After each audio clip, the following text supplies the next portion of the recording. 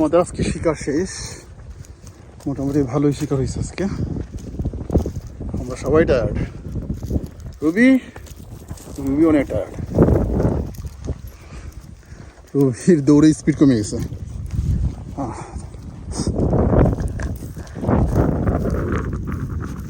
আমাদের গাড়ির কাছে আর 7 কিলোমিটার আছে গাড়ি আমাদের।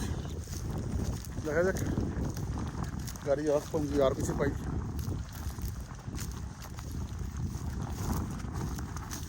আজকে শিখে ভালো, আজকে ওয়েদারটা ভালো ছিল, বৃষ্টি হয় নাই, খুব ঠান্ডাও না খুব গরম না।